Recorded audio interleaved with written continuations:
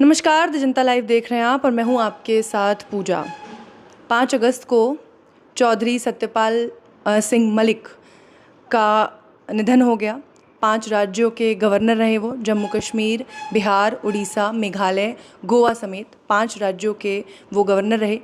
और इसके अलावा राजनीति में 50 सालों का अपना एक लंबा सफ़र पूरा करने के बाद 79 वर्ष की आयु में किडनी की समस्या से एक लंबे अरसे से वो परेशान थे। दिल्ली के आरएमएल अस्पताल में 1 महीने से ज़्यादा समय से उनका इलाज चल रहा था। बिगड़ते स्वास्थ्य के कारण 5 अगस्त को उन्होंने अपनी अंतिम सांसें ली। लेकिन उनकी पहचान राजनीति के इतर ये बनी कि वो उन चुनिंदा लोगों में से रहे जिन्होंने ऐसे समय में भी, जब लोग सरकार के खिलाफ या सरकार की नीतियों के खिलाफ कुछ भी बोलने से डरते हैं, उन्होंने अपनी रीढ़ की हड्डी बचा कर रखी। वो उन लोगों में से रहे जिन्होंने हर मुद्दे पर, चाहे वो जवान का मुद्दा हो, किसान का मुद्दा हो, पहलवान का मुद्दा हो, हर मुद्दे पर मुखर होके, निडर होके अपनी बात रखी। चाहे फिर वो पहलगाम का मुद्दा हो जिस पर सरकार को घेरना हो, ये बताना हो कि आप नाकाम रहे हैं, ये आपकी नाकामी की वजह से हुआ है, ये तक कहने में वो नहीं हिचकिचाए। और शायद यही कारण रहा कि अपने अंतिम वक्त में भी वो संघर्षों से घिरे रहे। इसका जीता जागता सबूत उनका वो आखिरी पोस्ट है जो उन्होंने ट्विटर पर एक्स के ज़रिए किया, और जिसमें उन्होंने बताया कि उन पर तमाम जो इंक्वायरीज़ चल रही हैं, जो जांच पड़ताल में वो घिरे रहे अपने अंतिम क्षण तक, उन्होंने बताया कि ये कारण है कि जो वो सच बोलते रहे, लगातार सरकार के खिलाफ बोलते रहे, उसकी वजह से एक कमरे के मकान में वो उन्हें रहना पड़ा। और अगर 150 करोड़ की, जैसा उन्होंने बताया कि उन्हें ऑफर्स आ रहे थे गवर्नर के पद पर रहते हुए, अगर ऐसा होता और उन्होंने सच में वो भ्रष्टाचार में लिप्त होते तो वो एक कमरे के मकान में नहीं रह रहे होते या सरकारी अस्पताल में अपना इलाज कराने को मजबूर नहीं होते। इन तमाम बातों के इतर एक सबसे महत्वपूर्ण बात यह है कि जिस आदमी का राजनीति में 50 सालों का लंबा सफ़र रहा हो, 5 राज्यों का वो गवर्नर रहा हो, जम्मू कश्मीर जैसा महत्वपूर्ण राज्य जहाँ के वो गवर्नर रहे हों, उसके बाद जब उनका अंतिम क्षण आता है, जब वो उनकी विदाई का समय आता है, तो उन्हें राजकीय सम्मान तक नहीं दिया जाता। सुनने में अजीब लग रहा है लेकिन वास्तविकता यही है। और इस सरकार की सबसे बड़ी नाकामियों में से भी शायद एक इसको गिना जाएगा जब उनकी लिस्ट बनाई जाएगी। इस वक्त मेरे साथ हरिंदर ताऊ हैं, किसान नेता हैं, और उनसे ये समझने की कोशिश करेंगे कि जिस तरीके से सत्यपाल मलिक को राजकीय सम्मान नहीं दिया गया, तमाम जो विपक्ष के नेता हैं वो लगातार इस पर सरकार को घेर रहे हैं। लेकिन आप हरिंदर ताऊ कैसे देखते हैं, क्योंकि आपके बेहद करीबी रहे हैं वो, आप उनको बेहद मानते हैं, तमाम जो किसान लोग हैं वो उन्हें मानते हैं, जाट समाज के लिए बहुत बड़ा चेहरा है वो। ऐसे में जब उन्हें ये सम्मान नहीं मिला तो इस पर सवाल भी उठता है। कैसे देखते हैं इसे, कैसा लगा उनके जाने को लेकर? देखिए, जब भी किसी भी परिवार से कोई व्यक्ति जाता है तो उस परिवार में दुख तो होता ही है। तो सत्यपाल मलिक जी के जाने से किसान कौम में और जाट कम्युनिटी में दुख की लहर है। लेकिन सबसे बड़ा दुख उस बात का हुआ कि जिस सम्मान के वो हकदार थे, राजनीतिक द्वेष के कारण उस सम्मान से उनको वंचित रखा गया। क्या भारत के संविधान में ऐसा लिखा है कि एक नाचने गाने वाले को तुम तिरंगे में भेजोगे, और जो संवैधानिक पद पे रहे हो, लोकसभा के सदस्य रहे हों, राज्यसभा के 2 बार सदस्य रहे हों, उत्तर प्रदेश विधानसभा के सदस्य रहे हों, भारत सरकार में मंत्री रहे हों, क्या वो राज्य के सम्मान के हकदार नहीं थे, या उनको नहीं मिलना चाहिए? या अब इन्होंने कोई नया कानून बना दिया है कि हिंदुस्तान के किसी भी व्यक्ति को आज के बाद जो राजनेता होगा उसको राजकीय सम्मान नहीं दिया जाएगा? या सत्यपाल मलिक जी ने सच बोला, सरकार को आईना दिखाया, राजनेताओं को बताया कि तुम नाकाम हो, तुम गद्दार हो, तुम भ्रष्टाचारी हो, तुम किसानों के हत्यारे हो, तुम जवानों के हत्यारे हो, इस बात की सज़ा मिली। और जो चाटुकार हैं, जो तलवे चाट रहे हैं, वो ले लेंगे। और सबसे बड़ा यही दुख रहा कि जो उनको सम्मान मिलना चाहिए था, जिस सम्मान के वो हकदार थे, वो उन्हें नहीं दिया गया। और ये तो कार निकल रही है। आज तुम्हारी सरकार है, तुम विपक्ष वालों को सम्मान नहीं दे रहे, और वो तो विपक्ष का था भी नहीं, वो तो बीजेपी का ही था। इन्हीं लोगों ने उसको 5 बार गवर्नर बनाया जी। और कल मैंने देखा, कल मैं वहाँ था सुबह से शाम तक, कि बीजेपी में जितने भी अपने आप को किसान नेता लिखते हैं, किसान परिवार से बताते हैं, या अपने आप को जाट लिखते हैं या जाट बताते हैं, कल वो सब मर गए थे। कल मर गए सब, हमारे लिए मर गए। कि जो अपनी कौम के लिए नहीं हो सकता, जो अपनी कम्युनिटी का नहीं हो सकता, तो वो हिंदुस्तान का नहीं हो सकता, वो भारत का नहीं हो सकता। कल दुख तो हुआ बहुत, लेकिन वो सत्यपाल मलिक जी, वो लोगों के दिलों में राज करके गए।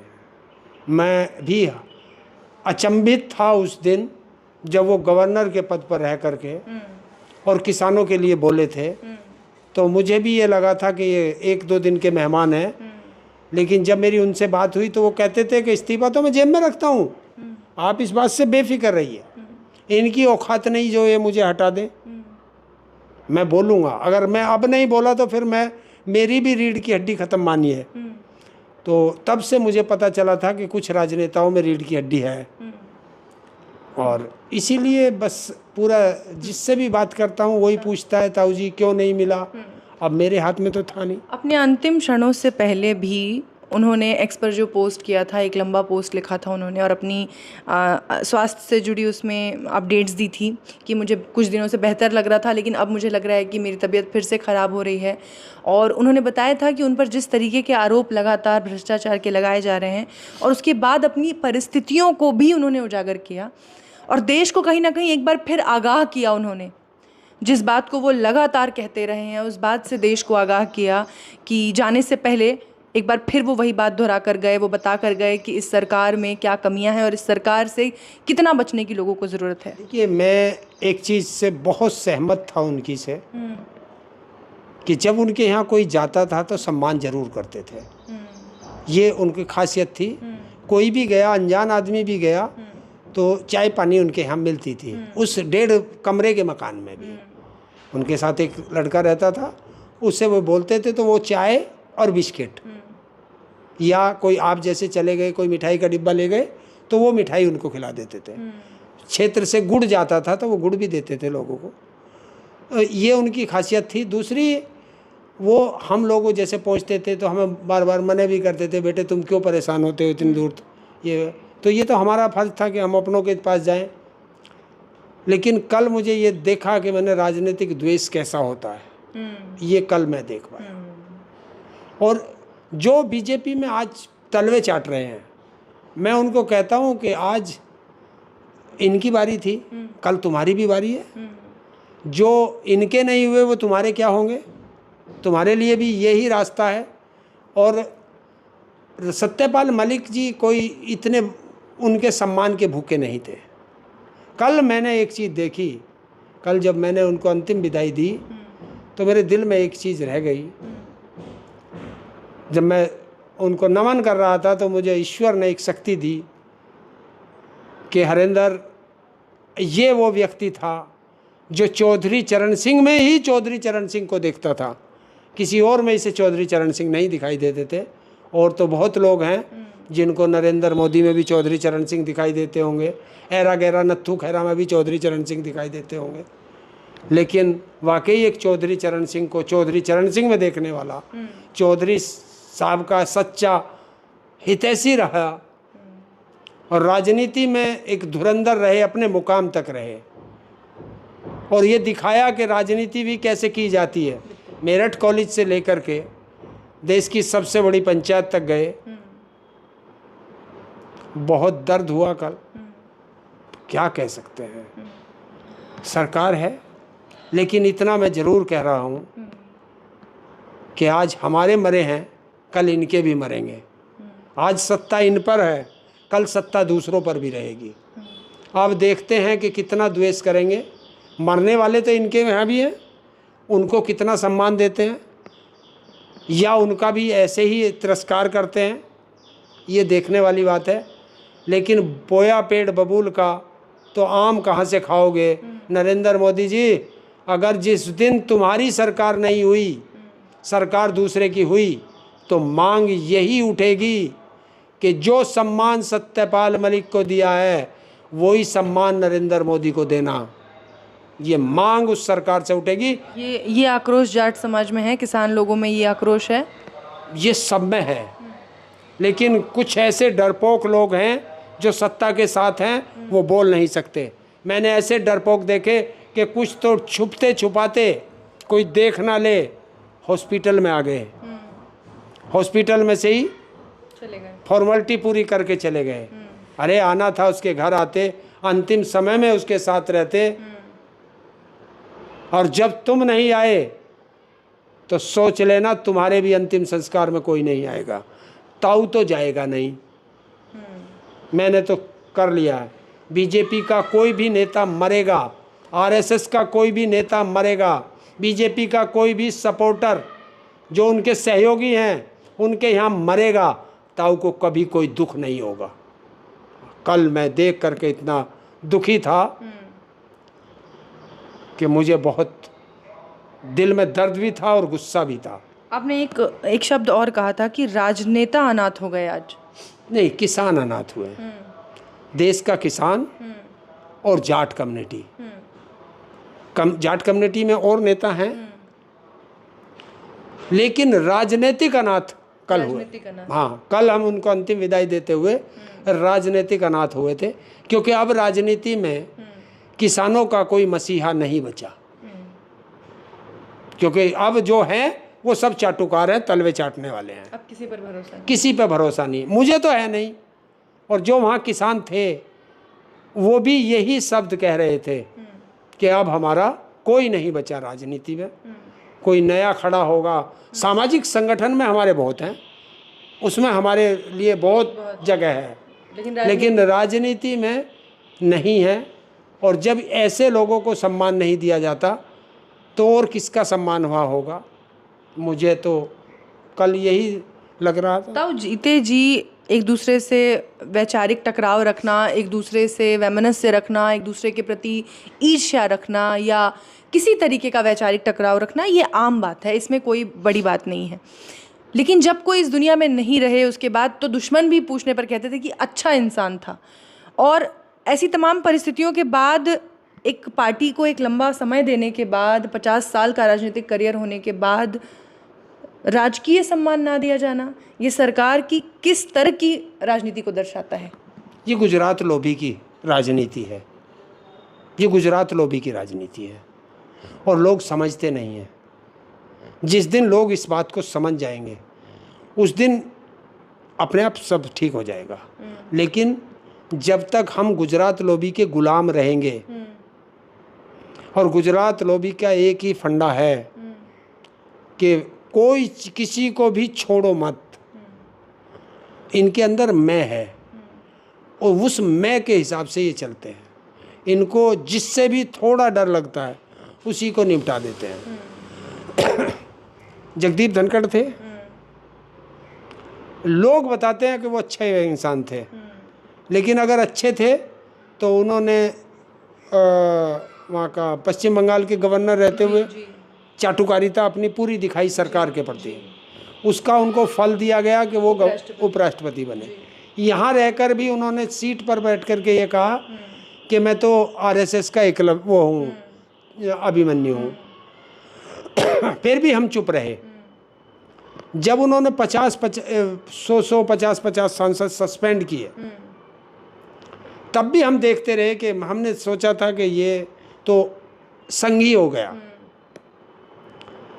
अरे जब तुम्हें पद से हटाया गया, ज़बरदस्ती हटाया गया, खुल कर के बोलते इस्तीफ़ा क्यों दिया, इस्तीफ़ा नहीं देना चाहिए था इसे, और खुल के विरोध करता कि मुझे हटाओ संसद में वो ला करके, तो देश को पता चलता, दुनिया को पता चलता कि इनके ऊपर एलिगेशन क्या लगे हैं। अब तो एलिगेशन कुछ रह ही नहीं। एक सबसे अहम सवाल ये है कि सत्यपाल मलिक ने जिस तरीके से अपना राजनीतिक जीवन जिया, जिस तरीके से, चाहे वो विधायक रहे हों, चाहे वो मंत्री रहे हों, चाहे वो कैबिनेट में मंत्री रहे हों या गवर्नर के पद पर रहे हों, अंतिम वो मेघालय के गवर्नर रहे 2022 तक, और उस दौरान भी उन्होंने हर उस मुद्दे पर अपनी राय रखी और बड़ी सटीकता से, बड़ी निडरता से रखी।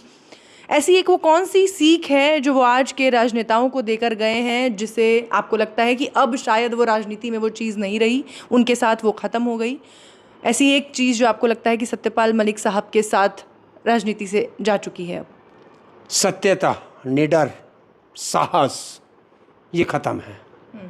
कल मैं वहाँ था, 5 राज्यों के गवर्नर रहे।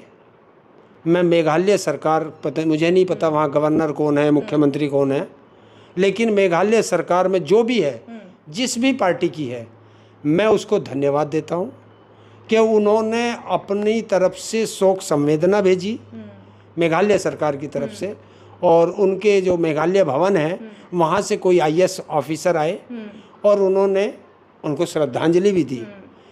क्या बाकी जो 5-4 राज्य थे वो मर गए? जम्मू कश्मीर की सरकार मर गई, राज्यपाल वहाँ उपराज्यपाल वहाँ का मर गया, मुख्यमंत्री वहाँ का मर गया, या बिहार का मुख्यमंत्री मर गया, बिहार का गवर्नर मर गया, और जो एक था वो गोवा का मुख्यमंत्री और राज्यपाल मर गए, एक और था उड़ीसा, वहाँ के लोग मर गए। क्या भारत सरकार मर गई? क्या उत्तर प्रदेश सरकार मर गई कि अपने विधायक को जो है वो नहीं दे पाई सम्मान? तो मेरे वजह आज मेरी तरफ से भारत की संसद पर, भारत सरकार पर और उन 4 राज्यों पर जिन्होंने उसको श्रद्धांजलि नहीं दी, मैं उनके ऊपर कफन डालता हूँ। प्रधानमंत्री मोदी ने भी ट्वीट करके शोक संवेदनाएं जो हैं वो व्यक्त की थी सत्यपाल मलिक जी के लिए, उनके निधन पर, लेकिन इसके अलावा ना वो वहाँ पहुँचे, ना किसी तरीके की कोई सरकारी जो व्यवस्था होती है उसको भी अंजाम नहीं दिया गया। देखिए, अगर सब किसानों से और जाट, खास तौर से जाट कम्युनिटी से सबसे ज़्यादा दुश्मनागी रखता है तो उसका नाम है नरेंद्र मोदी और अमित शाह। ये दोनों लोग, लेकिन जो बीजेपी में या बीजेपी के सहयोगियों में, मैं उनको सिर्फ एक कहता हूँ कि जंगल में जानवर तो बहुत रहते हैं, शेर तो एक ही रहता है, और वो शेर थे सत्यपाल मलिक जी। मैं फिर एक बार आपके चैनल के माध्यम से मैं उनको अंतिम विदाई देता हूँ और नमन करता हूँ उस माँ बाप को भी कि जिसने उन्हें जन्म दिया, कि वो अपने माँ बाप का भी और अपने गुरु स्वर्गीय चौधरी चरण सिंह जी का भी वो सम्मान करके गए कि जहाँ भी उनकी आत्मा होंगी वो फ़क्र से कहती होंगी कि बेटा हो तो सत्यपाल जैसा हो, और चेला हो तो सत्यपाल जैसा हो, भाई हो तो सत्यपाल जैसा हो, राजनेता हो तो सत्यपाल जैसा हो, वरना चाटुकार, दलाल तो संसद में बैठे ही हैं। बहुत बहुत शुक्रिया हरिंदर ताऊ इस मुद्दे पर हमसे बातचीत करने के लिए और अपनी राय हम तक रखने के लिए। सत्यपाल मलिक जैसे तमाम ऐसे राजनेता जो अमिट छाप छोड़कर जाते हैं राजनीति में, और जब वो रहते हैं तब भी वो उतने ही कारगर रहते हैं, और जब वो नहीं रहते तब भी उनके जो बातें और जो बयान हैं, जिस तरीके से वो कहते थे, वो लगातार याद रहेगी लोगों को। मैं एक चीज़ और कहना चाहता हूँ कि भारत की संसद चल रही थी, बिल्कुल, देश के 543 लोकसभा के और 245 राज्यसभा के सांसद दिल्ली के अंदर मौजूद थे, कहीं अपने अपने क्षेत्र में नहीं थे कि चलो वहाँ से आने में उनको दिक्कत होती। क्या अपने पूर्व साथी को भी ये विदाई नहीं दे सकते? तो क्या ये अपने समाज में, अपने क्षेत्र में, क्या ये एक मैसेज भेज रहे हैं कि किसी को भी, अपने पुराने साथी को, अपने दोस्त को अंतिम विदाई नहीं देनी चाहिए? ये मैसेज देना चाहते हैं? क्या ये लोकसभा की परंपरा है? क्या ये राज्यसभा की परंपरा है? डूब के मर जाना चाहिए ऐसे सांसदों को। मर गई संसद हमारे लिए। क्या ये कीमत है सच बोलने की जो आपको इस देश में चुकानी पड़ेगी? देखिए, सच बोलने की अभी इससे भी ज़्यादा कीमत चुकानी पड़ेगी। सच बोलना ही तो था भगत सिंह का। कि फांसी के फंदे पर झूल गए। सच बोलना ही तो था सुभाष चंद्र बोस जी का, जो देश की मिट्टी भी नसीब नहीं हुई। सच बोलना ही तो था चंद्रशेखर का। सच बोलना ही तो था अशफाकुल्ला खां का। सच बोलना ही तो था महात्मा गांधी का कि गोलियां खाई। और वरना तो चाटुकार तो ऐसे थे, माफी मांग करके पेंशन ले गए। जिन लोगों ने तिरंगे का अपमान किया वो आज तिरंगा, अभी देखना जब इनके मरेंगे कितना बड़ा तिरंगा डालेंगे, तो ये तिरंगे का फिर अपमान करते हैं। लेकिन मैं सत्यपाल मलिक जी को बार बार प्रणाम करता हूँ, और जो उन्होंने शिक्षा मुझे दी है, जब तक जीऊँगा उस शिक्षा को के सहारे ही मैं जीऊँगा। बहुत बहुत शुक्रिया आपका, बहुत बहुत धन्यवाद हरेंद्र साहब।